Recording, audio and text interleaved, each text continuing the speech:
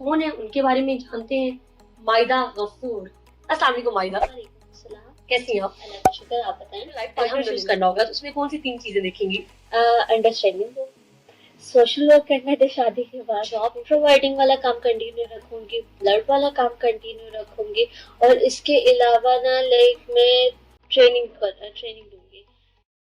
बिस्मिल्लाहिर्रहमानिर्रहीम। अस्सलाम वालेकुम जी, this is me Saba Sikandar. Welcome to my YouTube channel and yes, मैं लाहौर में मौजूद हूँ और स्टेक स्टूडियो में मौजूद हूँ। थैंक यू सो मच स्टेक स्टूडियो इतना अच्छा सा एनवायरनमेंट देने के लिए। एनीवेज, लाहौर में ब्रंच विद फ्रेंड्स सीजन 3 हम शूट ना करते, ये कैसे पॉसिबल था। यहाँ पे भी कुछ ऐसे लोग जो कि बहुत अच्छा काम कर रहे हैं, इंटेलेक्चुअल हैं, टैलेंटेड हैं और मेरी इंस्पिरेशन है। तो मैंने सोचा कि जब लाहौर में मैं आई हूँ तो मैं क्यों ना इन लोगों से भी आप लोगों की मुलाकात करवाऊं। मेरी मुलाकात तो रहती है।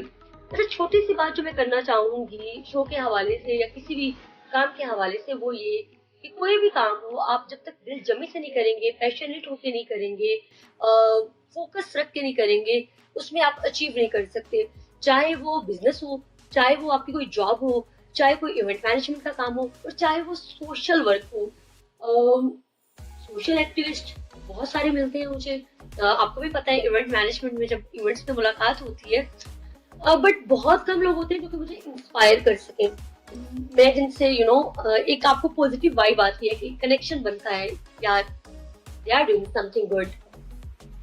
मेरी आज के मेहमान बहुत खास और इतनी छोटी सी उम्र में वो कहते हैं छोटा पैकेट बड़ा धमाका, वो काम कर रही है। मेरी उनसे पहली मुलाकात है, लेकिन हम लोग इन टच हैं बहुत अरसे से। मैं उनकी एक्टिविटीज देख रही हूँ, एक दूसरे को अप्रिशिएट भी करते हैं, जहाँ हमें लगता है कनेक्शन बनाना है, कोऑर्डिनेट करना है, हम करते हैं।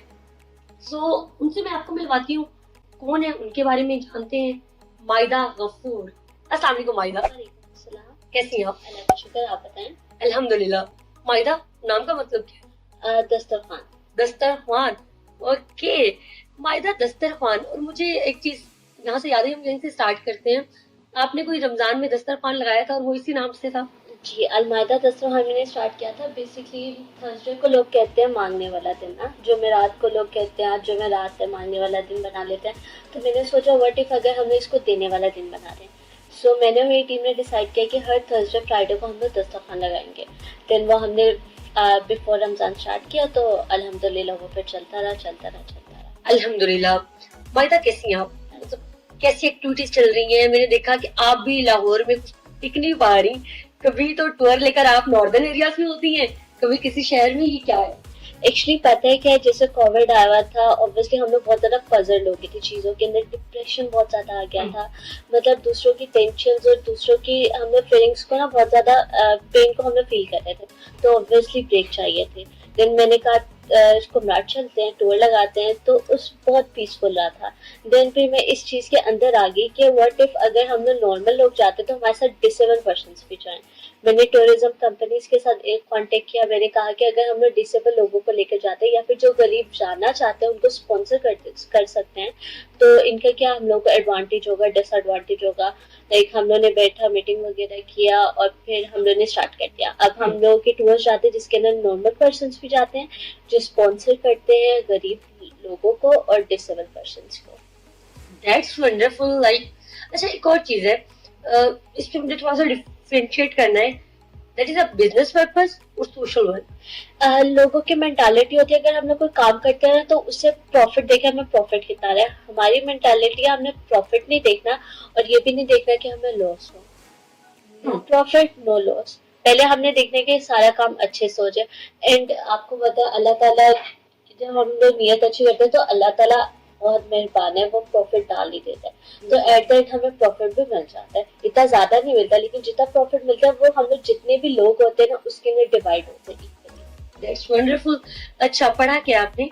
I have done BS Honors from University of Home Economics in Human Development and Family Community. Social work में कैसे आई आप? क्या कोई एक इंस्पिरेशन होती है, कोई एक इंसिडेंट होता है, कोई एक वाक्य होता है जो आप उससे आप इंस्पायर होते हो और आप फिर Let's back to school days जब मैं 5th क्लास में थी। ईथी चैप्टर पढ़ा था मैंने, उससे मैं बहुत ज्यादा इंस्पायर्ड हो गई थी अब्दुल सत्तार ईथी से। तो तब बच्चों का दिल करता है कि हम लोग खेलें घूमें सारा कुछ करें। तो जैसे ही मैं घर आई मैंने घर वालों को बोल दिया मैंने अब्दुल सत्तार ईथी बनना है। देन 5th क्लास में मैंने ऑर्फनेज हाउस जाना शुरू कर दिया, उनके लिए मैं बुक्स लेकर जाती थी, गिफ्ट्स लेकर जाती थी। देन जब मैं 8th क्लास में गई तो अर्थक्वेक आया था और फ्लड आया था। देन मैंने अपने ओन पर 2 lakhs कलेक्ट किए थे। I was in army public school Azam girls for girls. तो तब मैंने कहा अगर मैं कर सकती हूँ तो आगे क्यों नहीं कर सकती। फिर 10th क्लास में जब मैं थी अब्दुल सत्तार ईथी लाहौर आए थे, उनसे मेरी मुलाकात की, उनको मैंने अपने आइडियाज के बारे में बताया। उन्होंने काफी ज्यादा मुझे अप्रिशिएट किया, अपनी स्टेप मुझे दी as a token of love. तो फिर इस तरीके से जर्नी स्टार्ट हो रही। लाइक मुझे कोई प्लेटफॉर्म नहीं मिला था, मैंने किसी ऑर्गेनाइजेशन के साथ नहीं काम किया था। I was self made, cell phone पर मैंने सारा काम किया। So this was the that's wonderful. अच्छा, इसमें sometime as a social worker, क्योंकि मैं भी सोशल वर्क कर रही हूँ ऑर्गेनाइजेशंस के साथ, अपनी जो ऑर्गेनाइजेशन है मेरी और इंडिविजुअल भी, क्या चैलेंज सामने आता है? चैलेंजेस तो बहुत being a girl, even being a girl, community, society, लोग क्या कहेंगे। आपको पता है कि अगर हम लोग ऑन फील्ड होते हैं रात को कितनी देर से टाइम गुजरता है पता भी नहीं चलता है, और रात को घर पहुंच जाते हैं। इवन ट्रस्ट डेवलप करना बहुत बड़ी बात होती है अपने मामा बाबा के अंदर। तो जब ट्रस्ट डेवलप किया हो गया, लेकिन सोसाइटी के अंदर तो ट्रस्ट डेवलप नहीं कर सकते। सोसाइटी रेडी रहते हुए ब्रेन वॉशिंग करे अपने हमारे पेरेंट्स की, और हमारे पेरेंट्स हमारे एज होते हैं। तो जो सबसे बड़ा मैंने चैलेंज फेस किया था वो ये फेस किया था कि लोग बहुत ज्यादा नेगेटिव ले रहे थे। जहाँ पे अप्रिशिएट किया जा रहा था वहाँ पर बहुत ज्यादा बातें भी सुनाई जा रही थी कि कौन इस तरह दूसरों के काम कर सकते हैं, अनपेड काम कर सकते हैं, आप तो इससे कमाते भी होंगी। इवन कोविड में मुझे कहा गया कि I am a plasma seller, I am a injection seller, और ये जो मैं जितनी भी प्राइवेट जॉब्स लेती हूँ उनसे मैं बिजनेस करती हूँ। तो और like out of the no way बहुत ज्यादा बातें कर रहे थे। तो लोगों की बातें करना ना सबसे बड़ा चैलेंज होता है। हमने चैलेंज की बात कर ली, हमने नेगेटिविटी की बात कर ली, हमने सोसाइटी की बात कर ली, लेकिन वहाँ पे कुछ लोग अच्छे भी मिलते हैं। कोई एक ऐसा पर्सन कभी जिंदगी में कोई ऐसी शख्सियत मिली हो जिसकी कोई एडवाइस, कोई बात आपको याद रह गई हो और आप उससे भी मुतासिर हो? ओल्ड एज हाउस जाते थे, वहां पर एक अंकल ने मुझे बोला था मायदा जिंदगी में कभी शॉर्टकट ना देना, जो भी काम करो ना सीधा रास्ता। आपके ऊपर डिपेंड करता है कि आपने गलत रास्ता चूज करना, सीधा रास्ता चूज करना या शॉर्टकट चूज करना। तो उनकी बातें मेरे जहन में बैठ गई थी और मैं उनसे बहुत ज्यादा ना एडवाइस से इंस्पायर्ड हो गई। देन क्या हुआ कि उनकी बेटी लाइक आउट ऑफ कंट्री में होती थी और उनको नहीं पता था कि उनके बाबा लाहौर में किस ओल्ड एज हाउस में। पिक्चर्स पोस्ट करते हैं हम लोग ताकि लोगों को पता चले। और उनकी बेटी ने मुझे इंस्टाग्राम पे कांटेक्ट किया कि मायदा he is my father, I wanted to talk to him. तो मैंने एक बाप और एक बेटी को मिलवाया। तो वही उनकी एडवाइस मैंने अपने जहन में रखी और फिर मुझे उसका फीडबैक क्या मिला कि मैंने एक बाप और एक बेटी को भी मिलवाया। तो these are the small things जो हमारे लिए बहुत ज्यादा मायने रखते हैं। अच्छा, ओल्ड एज होम में चूंकि मेरा इंफेक्शन बहुत रहता है, ऑर्फनेजेस में जाना, ओल्ड एज होम्स में जाना, मैं बल्कि अपनी कराची में भी विजिट किए, इमोशनल होती हूँ वहां जाके, क्योंकि मैं समटाइम बहुत इमोशनल हो जाती हूँ। बिकॉज मैंने देखा है कि वहाँ पे ऐसे बुजुर्ग भी मौजूद हैं जो कि पहले अफ्रीका रह चुके हैं, न्यूयॉर्क रह चुके हैं, बहुत अच्छा पढ़े हैं, बहुत अच्छा बिजनेस कर रहे हैं, but now they are at old age home. तो कभी इमोशनल हुई? जब वो स्टोरी सुनाते ना तो तब इमोशनल हो जाते, लेकिन जब हम लोग इमोशनल हो जाएंगे तो ऑब्वियसली वो लोग भी इमोशनल हो जाएंगे। तो इसलिए हम लोग ये ट्राई करते हैं कि हमें इमोशनल नहीं होना, हमें उनको बताने कि अगर उनकी अपनी औलाद पास है तो एटलीस्ट हम लोग तो पास है ना।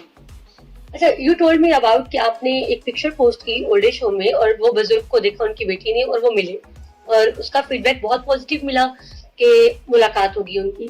But as a social activist challenge ये भी होता है कि यू कांट पोस्ट पिक्चर्स। जब हम करते हैं तो हमें ये कहा जाता है कि आप दिखावा कर रहे हैं, बट दूसरी साइड पे अगर हम पिक्चर पोस्ट नहीं करेंगे तो हम अकेले कुछ नहीं कर सकते। वी नीड पीपल जो कि कंट्रीब्यूट साथ करें। इसको किस तरह से टैकल करते हैं? यहाँ पर मैं ये कहना चाहूंगी नेकी दो तरह की होती है, एक हाथ में दो, दूसरा हाथ को पता भी ना चले, लाइक सराउंडिंग्स में पता ना चले। दूसरी नेकी होती है दिखा के करो, अगला बंदा मोटिवेट हो जाए। जो हम सोशल एक्टिविस्ट होते हैं ना, हमारा ये इनिशिएटिव होता है कि हम लोग ने अगले को मोटिवेट करना है, क्योंकि नो डाउट काफी लोग हमसे हमारे कामों से मोटिवेट होकर काम स्टार्ट कर देते हैं। सो लोगों को ना बस एक ही नेकी का पता है जो दिखा कर नहीं करनी चाहिए, दूसरी नेकी का तो पता नहीं है ना, उन्होंने कभी इस पे सर्च आउट किया। तो दिस इज द थिंग कि दूसरी नेकी ऐसी करो कि कौमों को भी पता चले कि है कोई बंदा जो काम कर रहा है, हमें से मोटिवेट होकर हम भी ऐसा काम कर सकते हैं। एज यू टोल्ड कि आपने अब्दुल स्टार ईदी साहब को देखा और उनसे मुलाकात हुई और फिर फर्दर ये जर्नी स्टार्ट हुई। अच्छा, कुछ डोमेन्स होती हैं किसी भी ऑर्गेनाइजेशन की कि वो इस प्रोजेक्ट पे काम कर रही है, आपके क्या डोमेन्स हैं? लाइक मेरा सबसे पहले डोमेन ये थी कि मैंने orphanage house, old age house जाना है, मैंने नीडी लोगों की हेल्प करनी है। लेकिन अब फिर डोमेन्स में जब with the passage of the time ना लाइक वो होती है, चेंज होती है, क्योंकि जब फिर मैं ब्लड एक्टिविस्ट हुई ना, जब मुझे हुआ कि ब्लड की बहुत ज़्यादा ज़रूरत होती है और मैं अरेंज करवा सकती हूँ, then all over the Pakistan मैंने अरेंज करवाने शुरू कर दिया। जब मुझे लगा कि मैं अपने PR से जॉब्स अरेंज करवा सकती हूँ, तो मैंने फ्री में प्राइवेट जॉब्स अरेंज करवा के देना शुरू कर दी। जब मुझे लगा कि मैं एक वे बन सकती हूँ दूसरों के लिए, मैं लाइक कनेक्शन करवा सकती हूँ, तो मैंने कहा कि क्यों नहीं फिर अपने आप से लोगों को फायदा दूँ ना। तो अभी कोई स्पेसिफिकली मेरी कोई परमानेंट डोमेन नहीं है। डोमेन जो है पुराने वाली तो मैं कर रही हूँ, लेकिन with the passage of the time भी चेंज होती जा रही है। लेकिन एक टाइम आता है कि जब आप काफी अरसे से काम कर रहे हो, तो ये जो चीज मैंने भी एक्सपीरियंस की कि फिर बहुत सारे लोग भी आपको कहते हैं और आपको खुद भी फील होता है कि नहीं यार, मैं सब चीजों में बेहतर परफॉर्म नहीं कर सकता एज अ पर्सन भी, और इवन मेरी टीम भी हो, तो हेड आपको ही करना होता है।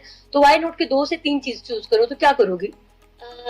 3 चीजें अगर 3 डोमेन चूज करनी पड़ी। जॉब प्रोवाइडिंग वाला काम कंटिन्यू रखूंगी, ब्लड वाला काम कंटिन्यू रखूंगी, और इसके अलावा ना लाइक मैं ट्रेनिंग दूंगी, लोगों को बताऊंगी कि आप विदाउट प्लेटफॉर्म किस तरीके से सोशल वर्किंग कर सकते हो। So these are the basic things. Perfect. और इसके अलावा ट्रेनिंग्स में आप चाहती हो कि कोई और आपके साथ कनेक्शन में आए, ट्रेनर्स मौजूद हों, या आप खुद लेकर चलना चाह रही हो इसको? लाइक हमारी जो यूथ में ट्रेनर्स होते हैं ना, जिनको एक्सपीरियंस भी चाहिए होता है और जिनमें कन्विंसिंग पावर बहुत ज्यादा होती है, स्पीकिंग पावर बहुत ज्यादा होती है, तो मैं उनको साथ लेके चलती हूँ, उनको मैं ना प्लेटफॉर्म दे देती हूँ। आई डोंट वांट कि कोई बड़ा सा ट्रेनर है, उनको ट्रेनिंग दे और ये बहुत ज्यादा मोटिवेट हो। बट इफ अगर आपके साथ कहीं बंदा है और वो आगे जाके ट्रेनर बनना चाहता है, तो मैं उनको ही जो है।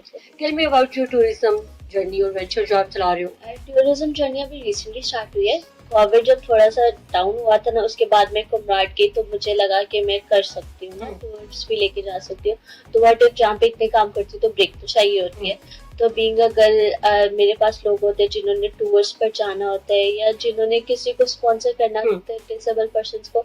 मैंने डिफरेंट कंपनीज के साथ इन कॉन्टेक्ट किया, मैंने उनको कहा कि मैं आपको यहाँ से जो है अपने एंड से यहाँ तक आपको आपके साथ काम कर सकते हो, आप मुझे बताते हैं आप कहाँ से मुझे फैसिलिटेट कर देंगे ना। तो फिर इस तरीके से जर्नी स्टार्ट होगी।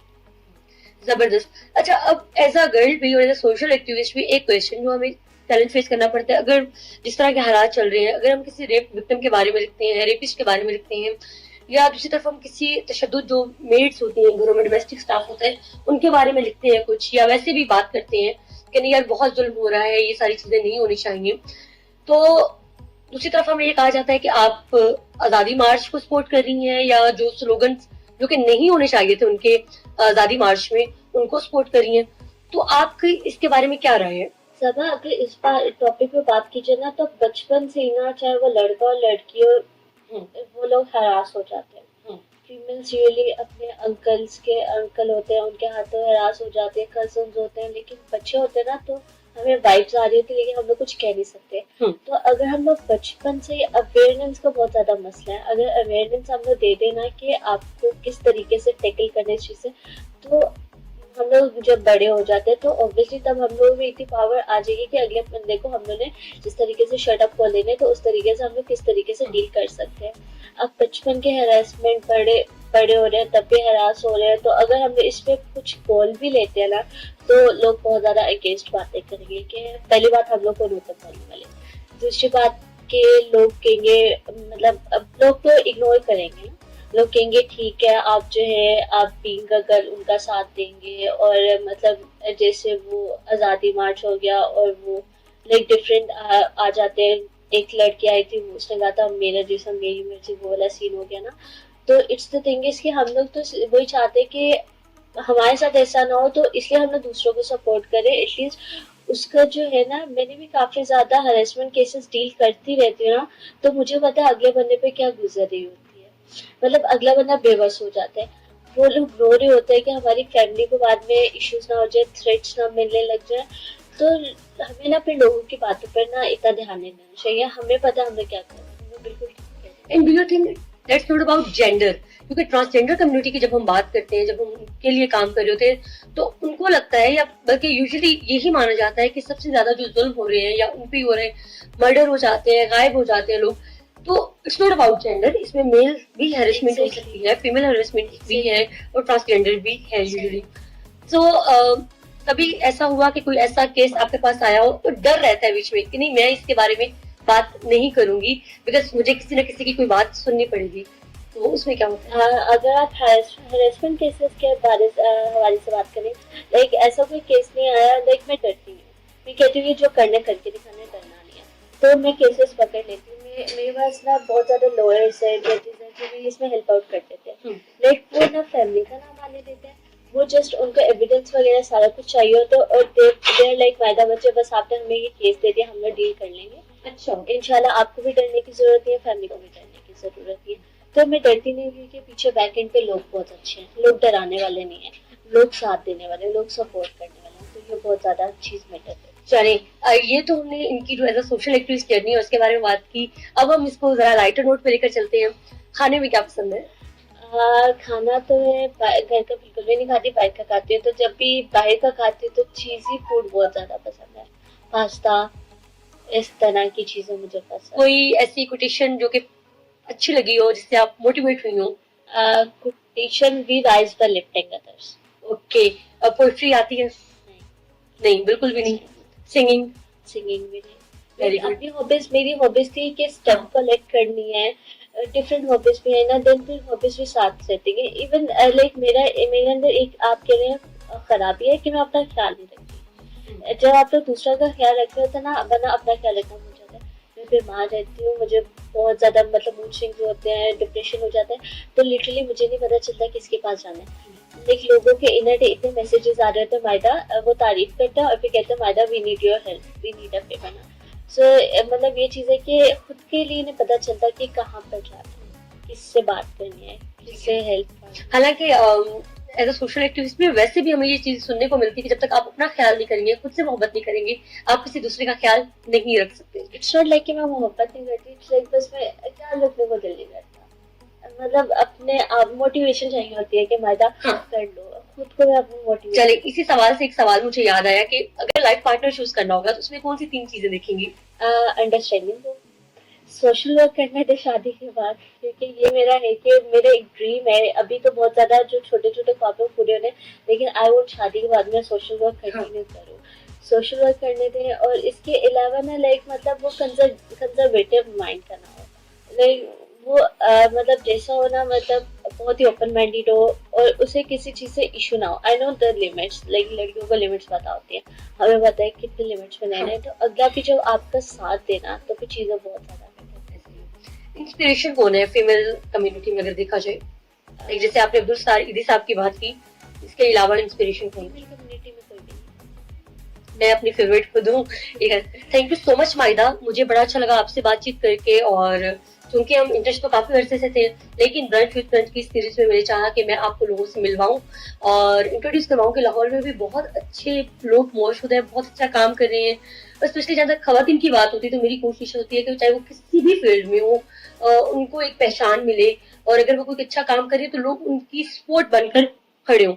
आखिरी कोई बात कहना चाहे व्यूवर्स को? मैं यही कहना चाहूंगी कि मेंटालिटी बहुत ज्यादा मैटर करती है। तो आप लोग जब भी कोई काम करें ना, अपनी मेंटालिटी और नियत बिल्कुल ठीक रखें। और अगर आपके पास कोई प्लेटफॉर्म नहीं है, कुछ भी नहीं है, मेंटालिटी सेट कर लेंगे, नियत सेट कर लेंगे ना, आपको उसका भी सवाब मिलेगा और आगे अल्लाह ताला रास्ता खुद बना देंगे, आप लोगों को पता भी नहीं चलेगा।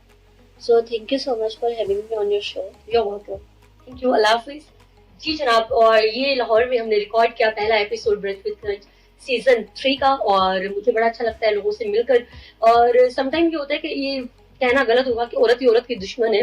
मुझे यकीनन और बिल्कुल खुशी महसूस होती है जब भी मैं किसी फीमेल एंटरप्रेन्योर को, सोशल एक्टिविस्ट को देखती हूँ और जब आप वही काम कर रहे होते हैं, सेम काम। एनीवेज, आप लोग अपनी राय कमेंट्स के जरिए दे सकते हैं। चैनल को लाइक शेयर सब्सक्राइब कीजिए और बताइए कि नेक्स्ट किसी एपिसोड में आप किस मेहमान से मिलना चाहते हैं। That's all. Allah Hafiz.